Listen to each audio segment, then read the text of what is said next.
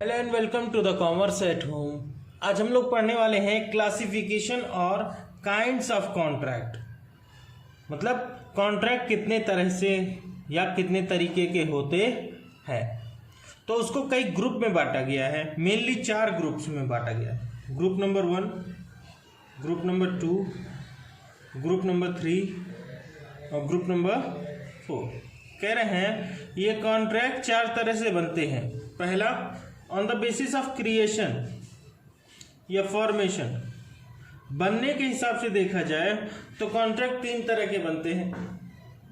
पहला है express contract. Express contract मतलब, देखिए बहुत ध्यान से पढ़िएगा, ऑब्जेक्टिव ये वीडियो ऐसा है जिसमें से ऑब्जेक्टिव के सबसे ज़्यादा क्वेश्चन पूछे जाएंगे, तो बिल्कुल ध्यान से पढ़िएगा और ध्यान से ही लिखिएगा।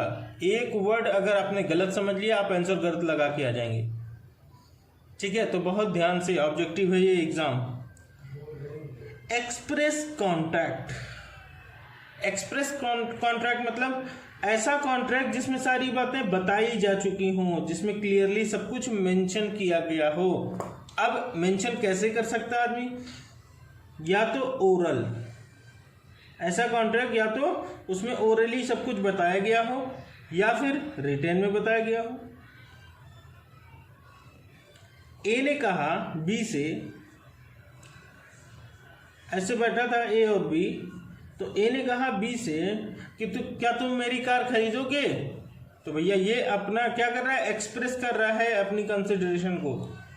बी ने कहा हाँ हम खरीदेंगे, तो क्लियरली बी ने एक्सेप्ट कर लिया, वो भी बोल के, ओरल में।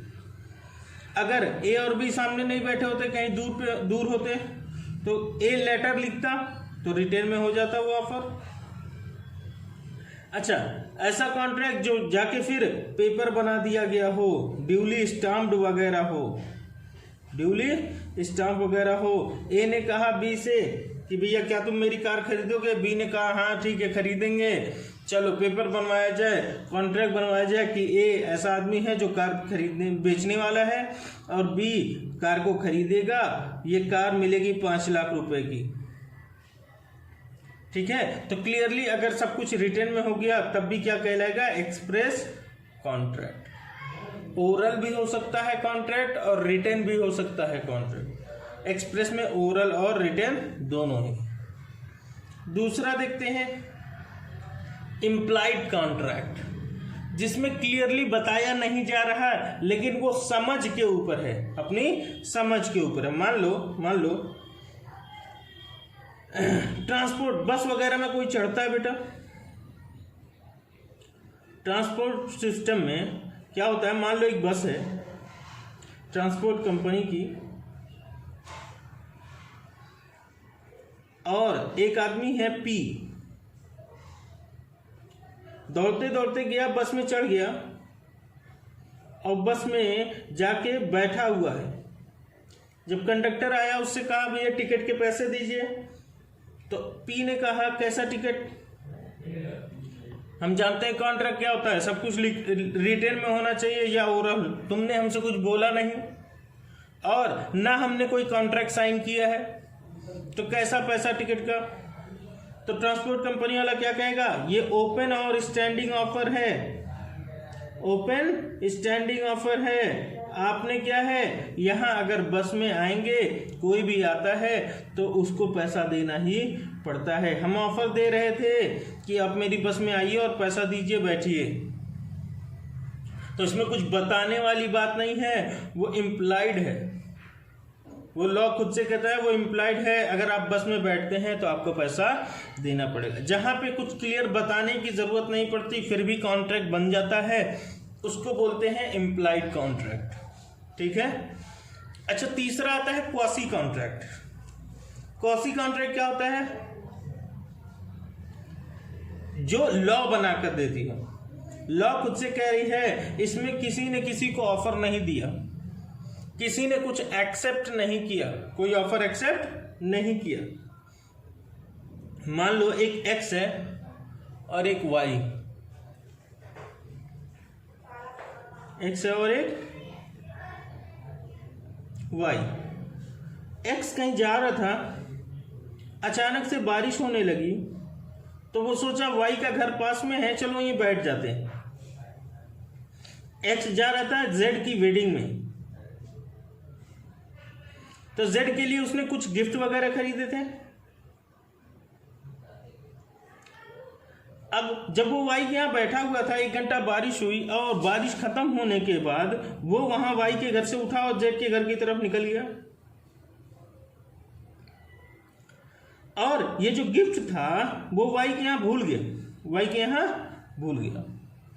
अब बताइए, क्या यहाँ पे वाई की जिम्मेदारी नहीं बनती है कि वो चुपचाप प्यार से, जैसे उसकी गिफ्ट थी वैसे ही वाई एक्स को वापस कर दे, ताकि वो ले जाकर फिर से जेड को दे सके। मान लो उसमें कोई ऐसा सामान था जो यूज किया जा सकता है और वाई यूज करने लगा उस सामान को। देखा एक्स आया था, एक्स भूल गया सामान वाई के घर पे, और वाई ने उस बॉक्स को खोला और बॉक्स में जो भी सामान था उसको इस्तेमाल करने लगा। अब बताइए, क्या एक्स क्लेम कर सकता है अपने डैमेज को? बिल्कुल, जो भी नुकसान हुआ है वो क्लेम कर सकता है। अब आप कहेंगे यहाँ तो कोई भी कॉन्ट्रैक्ट नहीं हुआ था रिटेन में, ना ही ये इम्प्लाइड कॉन्ट्रैक्ट होता है कि किसी के यहाँ भूल जाना। कहता है, लॉ कहती है कि भैया अगर कोई आदमी आपके यहाँ से कुछ छोड़ के जाता है तो उसको बेलमेंट का केस माना जाता है, बेलर और बेली। एक आदमी बेलर कहलाएगा, एक आदमी बेली कहलाएगा, कि इसका सामान इसके पास था, लेकिन वाई को ये अधिकार थोड़ी प्राप्त था कि एक्स का सामान इस्तेमाल कर सके। ठीक है, तो एज ए बेली वो सामान को रखे रहेगा तब तक जब तक एक्स वापस नहीं आ जाता वाई के पास सामान लेने के लिए। ठीक है, और वाई को ये सामान अगर यूज कर लिया वाई ने, तो वाई को डैमेजेस या उसका दाम पूरा देना पड़ेगा। तो 3 तरह के क्रिएशन के बेसिस पे 3 तरह के कॉन्ट्रैक्ट होते हैं, एक्सप्रेस कॉन्ट्रैक्ट, इम्प्लाइड कॉन्ट्रैक्ट या क्वासी कॉन्ट्रैक्ट। ठीक है, ये क्रिएटेड बाय लॉ होता है, क्रिएटेड बाय लॉ। ये इम्प्लाइड अथॉरिटी होता है, उसके पास, बस वाले के पास अधिकार था कि वो टिकट का पैसा वसूल कर सकता है। और यहाँ तो रिटेन या ओरल क्लियरली बताया ही गया था, तो ये रिटेन या ओरल में हो सकता है। अब आते हैं दूसरे ग्रुप पे, on the basis of classification of contract on the basis of validity. कब तक वैलिड रहेगा, कब तक वैलिड रहेगा। चलिए देखते हैं वैलिड कॉन्ट्रैक्ट। पहला क्या है, वैलिड कॉन्ट्रैक्ट। वैलिड कॉन्ट्रैक्ट क्या होता है? ऐसा कोई contract which is enforceable in the court of law, which is enforceable in the court of law. मान लो एक आदमी है, बी से कह रहा मैं अपनी स्कूटर तुम्हें बेचना चाहता हूँ, बी कह रहा ठीक है मैं खरीद लूँगा। ठीक है, अब ये स्कूटर दे रहा है और ये पैसा दे रहा है, ये क्या है, वैलिड कॉन्ट्रैक्ट है। अगर बी खरीदने से बाद में इनकार करेगा तो ए केस कर सकता है, और ए अगर बेचने से इनकार करेगा तो बी केस कर सकता है। ठीक है, और उसको रिकवर कर सकता है, जिसको हम कोर्ट में जाकर केस कर सकें, इन्फोर्स कर सकें कि तुम्हें ये काम करना ही पड़ेगा। ठीक है, तो वो कहलाएगा वैलिड कॉन्ट्रैक्ट। दूसरा, वॉइड एग्रीमेंट। ऐसा एग्रीमेंट क्यों लिखा है, कॉन्ट्रैक्ट क्यों नहीं लिखा हुआ, आगे आएगा। देखिए, जब कोई चीज़ इन्फोर्सिबल नहीं हो पाए, मतलब क्या है, मान लो एक आदमी है एक्स, जिसने एक बच्चे से ए नाम के बच्चे से उसने कॉन्ट्रैक्ट किया। क्या बताइए, वो कॉन्ट्रैक्ट बन पाएगा? नहीं बन पाएगा। क्यों नहीं बन पाएगा? क्योंकि कंपिटेंसी नहीं है, कैपेसिटी नहीं है उसके पास। ए क्या है, माइनर है, और हम माइनर के साथ एग्रीमेंट नहीं कर सकते। तो ऐसा एग्रीमेंट जो माइनर हो या पागल आदमी से किया गया हो, ऐसे सब एग्रीमेंट को वाइड कहा जाता है, वाइड एग्रीमेंट। ठीक है, अगला है वाइड कॉन्ट्रैक्ट। वाइड कॉन्ट्रैक्ट क्या होता है? मान लो बहुत अच्छा सा एग्जांपल दे रहे हैं, ध्यान से सुनिएगा। एक आदमी है एक्स, इसने कहा मैं आपको चावल बेचना चाहता हूँ, राइस। वाई ने कहा ठीक है हम खरीदेंगे। अब ये कॉन्ट्रैक्ट हुआ 6 जनवरी को, और एक्स ने बोला मैं आपको सामान दूंगा 10 जनवरी को। 10 जनवरी को आप आइएगा और हमसे चावल ले लीजिएगा। अब उसके गोडाउन में चावल रखा हुआ था, उसके गोडाउन में 7 जनवरी को आग लग गई। 30 जनवरी को, जिस दिन कॉन्ट्रैक्ट हुआ उसके जस्ट अगले दिन क्या हो गया, आग लग गई। अब बताइए क्या एक्स सामान दे पाएगा? नहीं, एक्स सामान नहीं दे पाएगा। गलती से उसका क्या हुआ, गोडाउन क्या हो गया, जल गया, जिसमें सारा चावल वगैरह खराब हो गया। तो ऐसा कोई कॉन्ट्रैक्ट जो किसी वजह से इम्पॉसिबिलिटी बोलते हैं, सुपरवीनिंग इम्पॉसिबिलिटी, कोई इम्पॉसिबिलिटी हो गई जिसकी वजह से वो काम पूरा नहीं कर पाएगा, एक्स चावल नहीं दे पाएगा। क्यों? क्योंकि उसके गोडाउन में आग लग गई। जो किसी वजह से ऐसा कॉन्ट्रैक्ट, जो शुरू में कॉन्ट्रैक्ट तो था 6 जनवरी को वो कॉन्ट्रैक्ट था, लेकिन बाद में कुछ ऐसा हुआ जिसकी वजह से इम्पॉसिबल हो गया टू परफॉर्म कॉन्ट्रैक्ट। अब वो परफॉर्म नहीं कर सकता अपने काम को, तो वो क्या कहलाएगा, वाइड कॉन्ट्रैक्ट। क्या कहलाएगा, वाइड कॉन्ट्रैक्ट। अच्छा, वाइडेबल, देखिए वाइड और वाइडेबल में थोड़ा अंतर है, थोड़ा कंफ्यूजिंग है, ध्यान से सुनिएगा, ठीक है। देखिए वाइडेबल क्या है, मान लो एक आदमी है पी नाम का,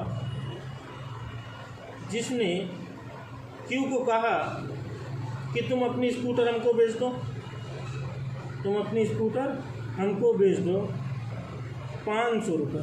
मैं तुमको कितना रुपये दूंगा, 500 रुपये दूंगा। अब क्यू का कहेगा भैया मैं नहीं बेच सकता, इतने कम दाम पे नहीं बेच सकता, मैं आपको बेच देता अगर आप कोई रीजनेबल दाम देते। पी ने कहा जिंदा रहना चाहते हो कि नहीं रहना चाहते, बताओ। क्यू के मत्थे पे रख दिया बंदूक उसने, क्यू के मत्थे पे रख दिया बंदूक उसने, और कहा बताओ जिंदा रहना चाहते हो या नहीं। उसने कहा ठीक है भैया आप ले जाइए।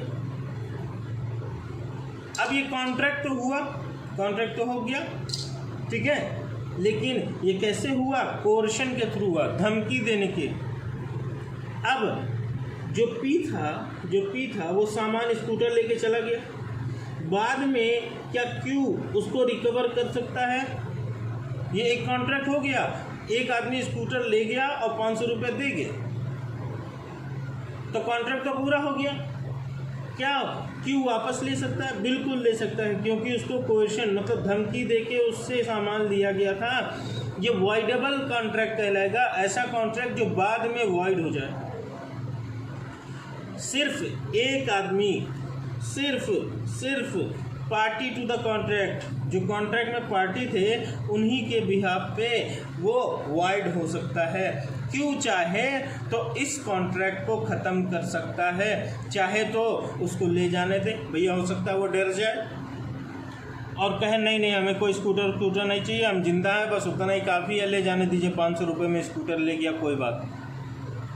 तो वो तो कॉन्ट्रैक्ट हो चुका है, सामान लेके गया वो, 500 रुपये इसको मिल गया। लेकिन अगर चाहे तो वो जाके इस कॉन्ट्रैक्ट को ख़त्म करके अपना सामान वापस रिकवर कर सकता है, पुलिस की मदद से, कोर्ट की मदद से, है ना। अच्छा, इल्लीगल एग्रीमेंट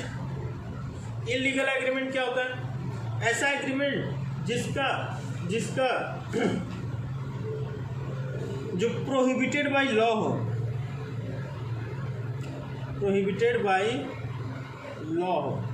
मतलब ऐसा एग्रीमेंट जो लॉ करने से रोकती हो, जैसे कि ड्रग्स बेचना, बंदूक बेचना, कोई इलीगल काम करना, ऐसा कोई भी कॉन्ट्रैक्ट जो इलीगलिटी से जुड़ा हुआ है वो एग्रीमेंट क्या कहलाएगा?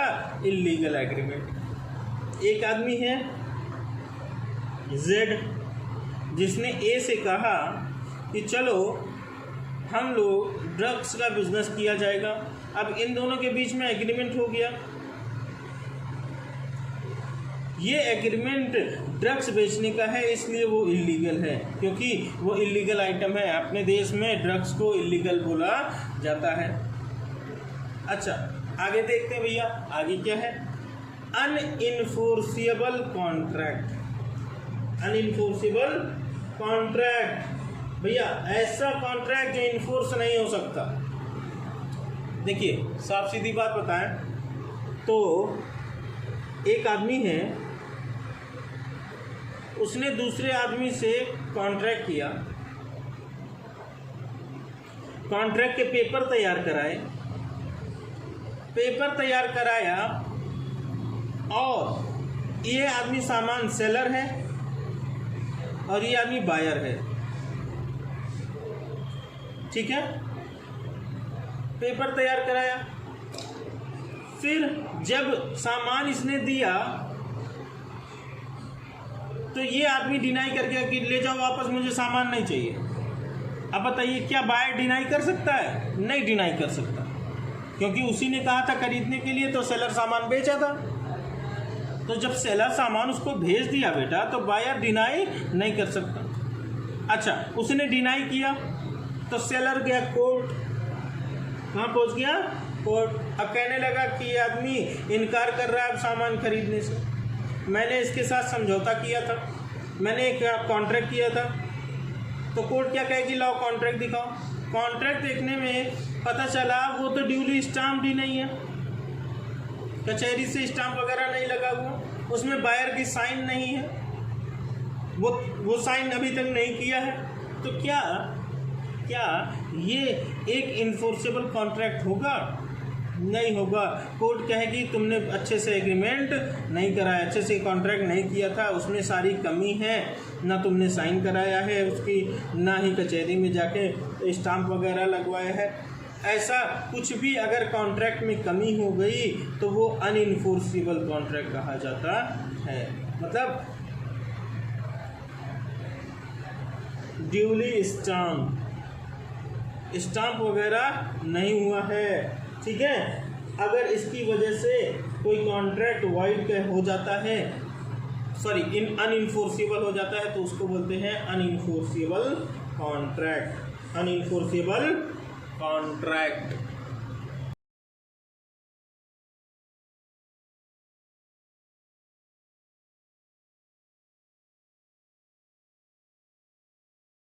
Due to technical defect. Technical defect अच्छा वर्ड होगा। कुछ कमी है उस पेपर में, कुछ कमी है, टेक्निकल डिफेक्ट है, जिसकी वजह से वो कॉन्ट्रैक्ट पूरा कॉन्ट्रैक्ट बन नहीं पाया, ठीक है। तो इसकी वजह से कोई कॉन्ट्रैक्ट अगर ख़राब होता है तो उसको बोलते हैं अनइन्फोर्सिबल कॉन्ट्रैक्ट। वो कोर्ट में पेशी उसकी नहीं हो सकती और वो कुछ भी डैमेज क्लेम नहीं कर सकता, ठीक है, कुछ भी डैमेज क्लेम नहीं कर सकता। आगे चलते हैं भाई। On the basis of execution. Execution मतलब कोई काम करना, पूरा करना। उसके बेसिस पे 5 तरह के कॉन्ट्रैक्ट होते हैं। देखते हैं पहला एग्जीक्यूटेड कॉन्ट्रैक्ट। एग्जीक्यूटेड कॉन्ट्रैक्ट मतलब जब दोनों पार्टी ने अपना अपना काम पूरा कर दिया हो। एक्स स्कूटर देना चाहता था, दे चुका हो, और वाई इसको पैसा देना चाहता था और वो पैसा दे चुका हो, ठीक है। ये स्कूटर इसको मिल गई हो और ये पैसा इसको दे चुका हो। जब वो काम पूरा कंप्लीट कॉन्ट्रैक्ट बोलते हैं इसको, ऐसा कॉन्ट्रैक्ट जो पूरा हो चुका है।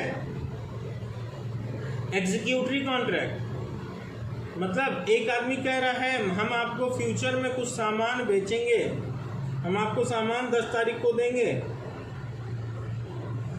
और आप हमें, आज कितनी तारीख है, मेरे ख्याल से 11 तारीख को, चलिए मान लो एक ए ने कहा हम आपको चावल बेचेंगे 15 तारीख को, वाई ने कहा ठीक है हम आपको 18 से 20 तारीख में पैसा दे देंगे। तो दोनों काम क्या होने वाला है, फ्यूचर में होने वाला। ऐसा कॉन्ट्रैक्ट जिसमें दोनों पार्टी काम करेंगी, दोनों पार्टी काम करेंगी बट इन फ्यूचर काम करेंगे, इन फ्यूचर काम करेंगी, उसको बोलते हैं एग्जीक्यूटरी। होने वाला है दोनों काम, ठीक है। अभी कुछ नहीं हो रहा बट फ्यूचर में दोनों काम होगा, तो ऐसा किया गया कॉन्ट्रैक्ट क्या कहलाएगा? एग्जीक्यूटरी। अब पार्टली एग्जीक्यूटेड, अब पार्टली एग्जीक्यूटरी मतलब एक आदमी ने अपना काम कर दिया हो और दूसरा कह रहा हो हम बाद में देंगे तुम्हें पैसे।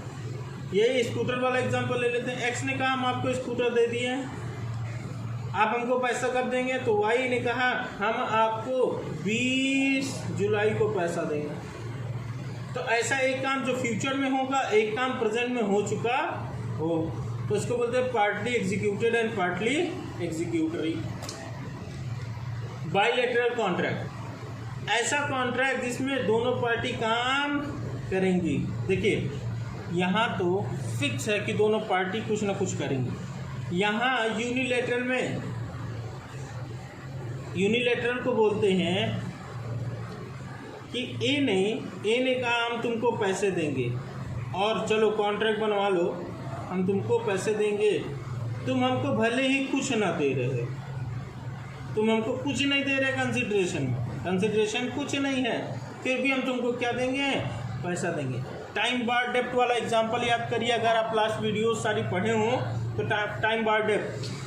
बी कभी पैसा लेके भागा था, लेकिन सॉरी यहाँ पे ए पैसा दे रहा ना, ए जो है कभी पास्ट में बी का पैसा लेके गायब हो गया था 5,000 रुपये। 3 साल पूरा हो गया, वो कॉन्ट्रैक्ट ख़त्म हो गया, अब बी के पास अधिकार ही नहीं है कि वो उससे पैसा रिकवर कर सके। 5 साल बाद ए आया और उसने देखा बी को कि बड़ी बुरी हालत में है बी, उसने कहा चलो यार मुझसे पैसे ले लेना, मुझसे पैसे ले लेना, मैं तुम्हारा जो पैसा लेके भागा था। अब बताइए आज जो कॉन्ट्रैक्ट हो रहा है ए और बी में, 5 साल पहले तो भाग गया था, ख़त्म हो चुका होगा। आज जो कॉन्ट्रैक्ट हो रहा है, क्या उसमें बी कुछ दे रहा है ए को? नहीं, सिर्फ ए वादा कर रहा है कि हम आपको पैसा देंगे। तो जब कोई कॉन्ट्रैक्ट में सिर्फ एक तरफ से काम किया जाएगा तो उसको बोलते हैं यूनिलैटरल कॉन्ट्रैक्ट, और जब कोई कॉन्ट्रैक्ट में दोनों तरफ से काम किया जाएगा तो उसको बोलते हैं बाइलैटरल। दोनों पार्टी कंसिडरेशन कुछ ना कुछ देंगी तो बाइलैटरल, और एक पार्टी सिर्फ कंसिडरेशन देगी, एक पार्टी साइलेंट रहेगी तो यूनिलैटरल। ठीक है, आगे चलते हैं अपने आखिरी बेसिस की तरफ। चलिए आखिरी बेसिस की तरफ चलते हैं। देखिए अगर आपको वीडियोस पसंद आ रही हूँ तो आप इसको शेयर ज़रूर कर दीजिएगा और वीडियो लाइक कर दीजिएगा। शेयर करेंगे तो आपके दोस्तों के साथ पास भी पहुँच जाएगी वीडियो और वो भी आप ही की तरह पढ़ाई कर सकेंगे। ठीक है, on the basis of formality जिसमें बहुत ज़्यादा होती है, फॉर्मल कॉन्ट्रैक्ट कहे जाते हैं। ये ड्यूली साइंड होने चाहिए,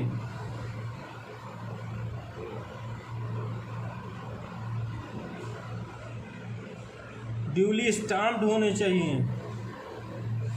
दोनों पार्टी के तरफ पास डिलीवर्ड होने चाहिए। मतलब जिसमें सारे प्रोटोकॉल फॉलो किए जाते हैं वो फॉर्मल कॉन्ट्रैक्ट कहे जाते हैं।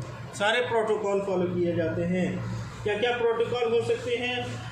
देखिए, इट इज़ इन राइटिंग, ये सिर्फ राइटिंग में होते हैं। And is to be signed, दोनों पार्टी के द्वारा साइन होनी चाहिए, सील्ड होना चाहिए,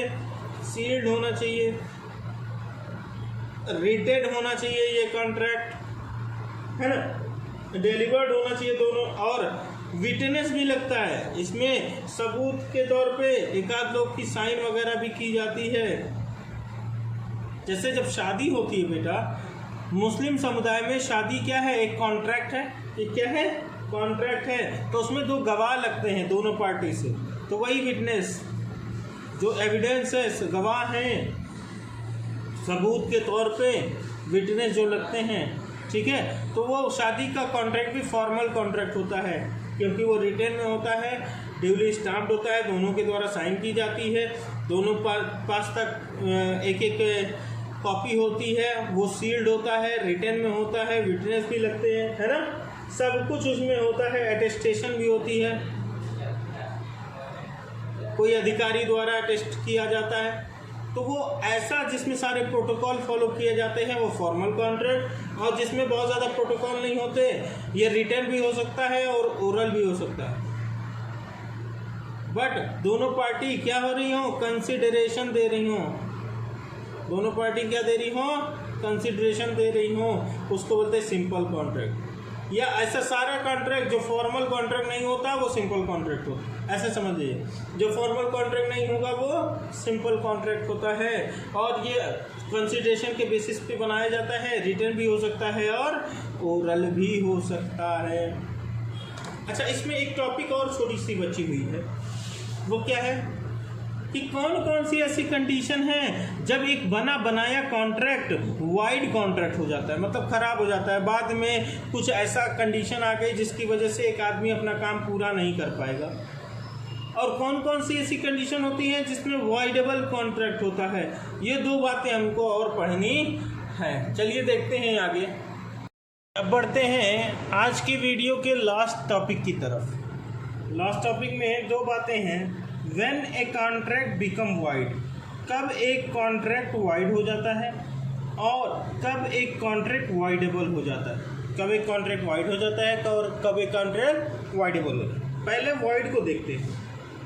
कह रहा है अगर कोई कॉन्ट्रैक्ट में सुपरवीनिंग इम्पॉसिबिलिटी आ जाए, सुपरवीनिंग इम्पॉसिबिलिटी आ जाए, तब वो कॉन्ट्रैक्ट क्या हो जाएगा, वाइड हो जाएगा। मान लो एक आदमी है ए, एक आदमी है बी। ए ने प्रॉमिस किया कि बी मैं तुमको कार बेचूंगा, मैं तुमको क्या बेचूंगा, कार बेचूंगा। बी ने कहा ठीक है, मैं तुमको पैसे दे दूंगा। 10 सितंबर 2021 ए ने प्रॉमिस किया है 10 सितंबर 2021 को कार देने का। आज तारीख क्या है बेटा, आज तारीख है 11 जुलाई। 11 जुलाई। अभी फ्यूचर में वो कंसिडरेशन देने वाला था, हो सकता है फ्यूचर में। अब बी ने कहा ठीक है, 10 सितंबर से पहले ही मान लो 2 सितंबर को, मेरा बर्थडे वाला दिन है, काफ़ी अशुभ दिन। 2 सितंबर को उसने कहा फ़ोन करके कि देखो भैया हम आपको कार नहीं दे पाएंगे। ए ने फ़ोन किया बी को और कहा हम आपको कार नहीं दे पाएंगे। बी ने पूछा क्यों, हम तुम्हारे ऊपर केस कर देंगे। कह रहा है अरे भाई रुको, सुनो तो, 2 सितंबर को मेरी कार का एक्सीडेंट हो गया और वो कार पूरी की पूरी डैमेज हो गई, बिल्कुल कुछ भी बेचने लायक, देखने लायक, चलाने लायक बचा नहीं है। ठीक है, अब बताइए क्या ए जिम्मेदार होता है इस बात का कि वो बी को कार देगा ही देगा? ऐसा नहीं होता। कह रहा है एक कॉन्ट्रैक्ट बिकम वाइड हो जाएगा, कोई भी पार्टी उसमें केस नहीं कर सकती। बी जाकर कोर्ट में क्लेम नहीं कर सकता कि 10 सितंबर को हमें कार चाहिए ही चाहिए। क्यों? ए क्या कह देगा, भैया मेरा एक्सीडेंट हो गया, मेरी कार पूरी ख़त्म हो गई, मैं कैसे बेचूं? बात समझ में आ रही है? तो सुपरवीनिंग इम्पॉसिबिलिटी आ गई, ऐसी इम्पॉसिबिलिटी जिसको डिनाई नहीं किया जा सकता। दूसरा सब्सिक्वेंट इलीगल, सब्सिक्वेंट इलीगल। मान लो एक एक्स है और एक वाई है, एक एक्स है एक वाई है। एक्स ने प्रॉमिस किया कि हम तुमको राइस बेचेंगे। क्या बेचेंगे? राइस बेचेंगे 5 दिन बाद, आफ्टर 5 डेज। और जब इसने वादा किया, आज है बेटा 11 जुलाई, जैसे कि मैंने कहा, 5 दिन बाद मतलब ये 16 तारीख का वादा कर रहा है। 16 जुलाई को, 16 जुलाई को वाई को क्या मिलेगा? चावल मिलेगा और वाई इसको पैसा दे देगा। उससे पहले कोर्ट का जजमेंट आ गया, कोर्ट ने कह दिया कि आज से देश में कोई चावल नहीं बेचेगा, आज से देश में कोई चावल नहीं बेचेगा। अगर कोई बेचेगा तो उसको जेल होगी। उसको क्या होगी? जेल होगी। तो बताइए, गवर्नमेंट ने कह दिया ये चीज़ इलीगल है। अब बताइए, कॉन्ट्रैक्ट तो पहले हुआ था 11 जुलाई को और कोर्ट ने कहा 12 जुलाई को, तो क्या एक्स को पता था? एक्स को पता नहीं था। तो अब वाई जाकर कोर्ट में क्लेम नहीं कर सकता कि भैया एक्स तुम हमें चावल बेचो ही। क्यों? अगर ये बेचेगा तो ये जेल चला जाएगा, ठीक है। अब जेल जा, आपको चावल देने के चक्कर में वो जेल तो नहीं जा सकता, है ना। तो इसलिए कह रहे हैं अगर कोई इलीगलिटी आ जाए बीच में तब भी कॉन्ट्रैक्ट क्या हो जाता है? एक कॉन्ट्रैक्ट बना था वो क्या हो जाएगा? डिस्चार्ज हो जाएगा। अच्छा, रिस्केंड ए वाइडेबल कॉन्ट्रैक्ट। वाइडेबल कॉन्ट्रैक्ट क्या था? मान लो एक आदमी है पी, एक आदमी क्यू। पी ने कहा, ऐसे इसके गर्दन पे चाकू रख के, नाइफ एक चाकू रख के क्यू को गर्दन पे चाकू रखते ही कहा कि मैं तुम्हारी बाइक खरीदूंगा जो 1 लाख रुपए की थी, बाइक जो 1 लाख रुपए की थी, और उसके बदले में मैं तुमको सिर्फ 20,000 रुपये दूंगा।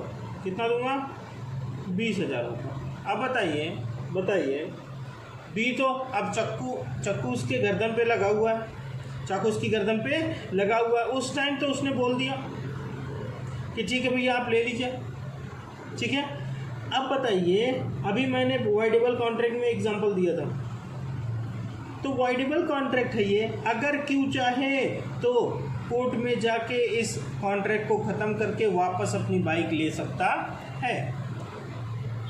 अगर इसने जाकर कैंसिल कराया उस कॉन्ट्रैक्ट को तो उसको बोलेंगे रेस्किंड, रेसिशन, कैंसिलेशन ऑफ कॉन्ट्रैक्ट। ऐसा कॉन्ट्रैक्ट जो वाइडेबल था, अगर क्यों चाहे तो कैंसिल कर सकता है, ना चाहे तो कहेगा अरे यार फिर से वो चाकू ला के रख देगा गर्दन पे, तो इससे बढ़िया उसी के पास रहने दीजिए। तो वो चाहे तो कैंसिल ना करे और चाहे तो कैंसिल कर ले, तो इसी को बोलते हैं वाइडेबल। अगर वो कैंसिल कर देता है तो उसको बोलेंगे रेस्किंड ए वाइडेबल कॉन्ट्रैक्ट। एक ऐसा कॉन्ट्रैक्ट जो कॉन्ट्रैक्ट बन तो चुका है लेकिन बाद में कैंसिल किया जा सकता है, वो कौन सा कॉन्ट्रैक्ट है? वो वाइडेबल कॉन्ट्रैक्ट भी उस कैटेगरी में आता। अच्छा, एक बात और, when an event become impossible if the contract is contingent on the happening of event. अगर कोई कॉन्ट्रैक्ट हुआ, मान लो ए ने बी से कॉन्ट्रैक्ट किया, कि ए ने कहा तुम सी से शादी कर लो। तुम किससे? मैरिज है बी और सी की। ए ने कहा अगर बी तुम सी से शादी कर लोगे तो मैं तुम्हें 1 लाख रुपए दूंगा। आप बताइए। बी ने कहा ठीक है, शादी मुझे करनी भी थी और मैं कर लूँगा, मुझे पैसा भी मिल जाएगा। ए ने कहा शादी नेक्स्ट ईयर करना है। शादी कब करना है? नेक्स्ट ईयर, जुलाई में, ठीक है। अब जुलाई में शादी करनी है नेक्स्ट ईयर, पर अगले साल जनवरी आते आते ही सी की डेथ हो जाती। पहली बात, ये कॉन्ट्रैक्ट किस पे डिपेंड था? एक इवेंट पे। ये कॉन्ट्रैक्ट कब ये आदमी पैसा देता? जब बी शादी करता किस पे? सी से शादी करता। तो ये एक इवेंट हो गया। सी से शादी करोगे तब तुम्हें एक कॉन्ट्रैक्ट के हिसाब से 1 लाख रुपए मिलेंगे। अच्छा, मिलेंगे, ये तो कॉन्ट्रैक्ट हो गया। कॉन्ट्रैक्ट कैंसिल कैसे हो गया? क्योंकि जो पार्टी थी वो जिससे शादी करने वाला था वो मर गई। अब बताइए, ये मर गई तो बी जाकर ए पे केस कर सकता है क्या कि भैया ए ने हमको पैसा नहीं दिया 1 लाख रुपए, हम तो तैयार थे सी से शादी करने के लिए? बिल्कुल भी ऐसा केस नहीं कर सकता। क्यों नहीं कर सकता? क्योंकि वो इम्पॉसिबिलिटी हो गई परफॉर्मेंस की, वो परफॉर्म ही नहीं कर पाया जो एक कंटिंजेंट कॉन्ट्रैक्ट था, क्योंकि एक कंटिंजेंट कॉन्ट्रैक्ट था जो एक इवेंट पे डिपेंड करता था। अगर शादी होती तब इसको पैसा मिलता, शादी हुई नहीं तो पैसा मिला नहीं। बात समझ में आ रही है? अब देखते हैं, ये 4 केसेस हैं बेटा जहाँ पे एक कॉन्ट्रैक्ट क्या हो सकता है? वाइड हो सकता है। सबसे ज़्यादा इम्पोर्टेंट क्वेश्चन इसी में से आएंगे बेटा। सबसे ज़्यादा इम्पोर्टेंट क्वेश्चंस, जो सबसे ज़्यादा समझने वाली बात है, उसी में से सबसे ज़्यादा क्वेश्चन भी पूछेगा आपसे। When a contract become voidable, voidable मतलब कि जब party to the contract can rescind the contract, अगर उनके पास ये अधिकार आ जाए कि वो अपने कॉन्ट्रैक्ट को कैंसिल कर सकते हैं, ठीक है। तो उसमें देखते हैं कि क्या क्या केसेस हो सकते हैं। इसमें 2 केसेस है बेटा। पहला है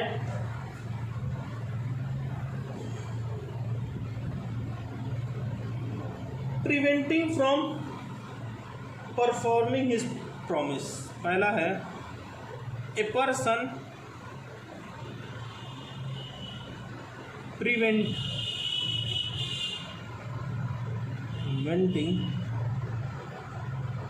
to perform his promise, to perform his, देखिए मान लो एक आदमी है वाई और एक आदमी है जेड एक बहुत बढ़िया पेंटर है। एक मिनट रुकिए, अजान हो रही है।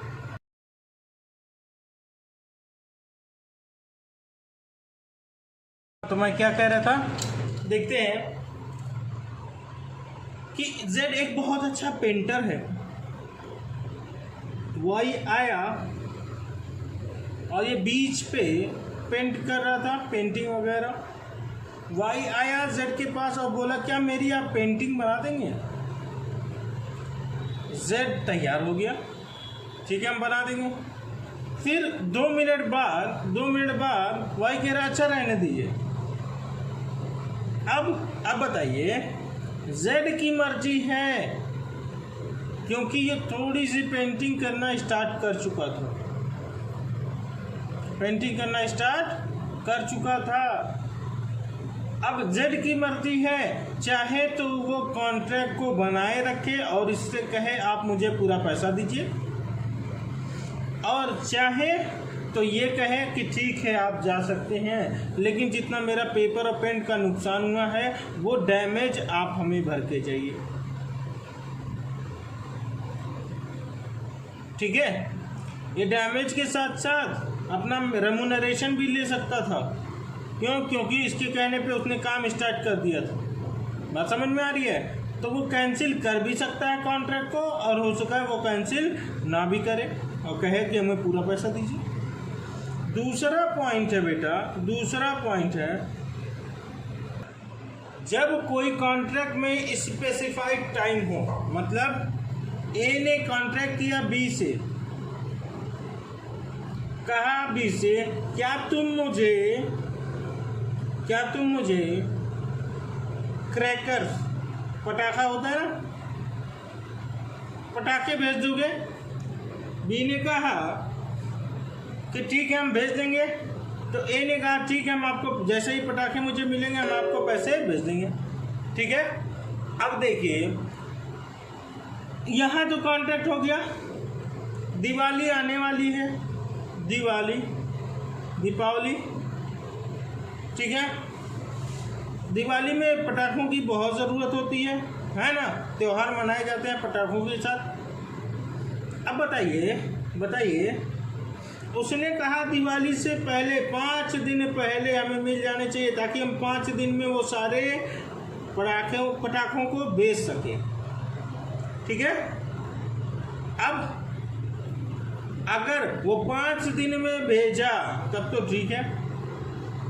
दिवाली है 10 तारीख को और उसने कहा 5 दिन पहले भेजिएगा, और वो भेज रहा है 9 तारीख को। क्या बताइए ये एक्सेप्ट करेगा? एक दिन में क्या वो पूरे पटाखों का माल बेच पाएगा? नहीं बेच पाएगा। इसलिए वो इसका ऑप्शन बन गया है, वो चाहे तो एक्सेप्ट करे और या तो कह दे भैया अपना माल वापस ले जाइए, भाई साहब आपसे हम मांग वाले थे 5 दिन पहले, आप लेके आए हैं 1 दिन पहले, हम नहीं लेंगे माल आपसे, जाइए वापस ले जाइए। बी को वापस ले जाना पड़ेगा। क्यों? क्योंकि उसने टाइम को स्पेसिफाई किया था, उसने बताया था कितने दिन पहले चाहिए हमको, किस तारीख को चाहिए हमको, कितने बजे चाहिए हमको। मान लो उसने कहा रात 9 बजे से पहले ले आइएगा और वो रात में 12 बजे लेके आया, क्या एक ही जिम्मेदारी बनती है रिसीव करने की? नहीं बनती। क्यों? क्योंकि उसने कहा था हम 9 बजे से पहले मिलेंगे भाई, 9 बजे के बाद आपसे मुलाकात नहीं हो पाएगी। तो जब टाइम बता दिया जाए तो उसी टाइम के अंदर डिलीवरी देनी होती है, और उस टाइम के अंदर डिलीवरी नहीं दी गई तो वो कॉन्ट्रैक्ट वाइडेबल हो जाता है, चाहे तो ए एक्सेप्ट करता चाहे तो रिजेक्ट कर देता। ठीक है, तो ये था हम लोग का पूरा चैप्टर। और अगर आपको वीडियो पसंद आती है तो आप इसको लाइक शेयर और सब्सक्राइब करिए, दूसरों तक शेयर करिए ताकि वो भी आपकी तरह पढ़ाई कर सके। ठीक है, गुड लक।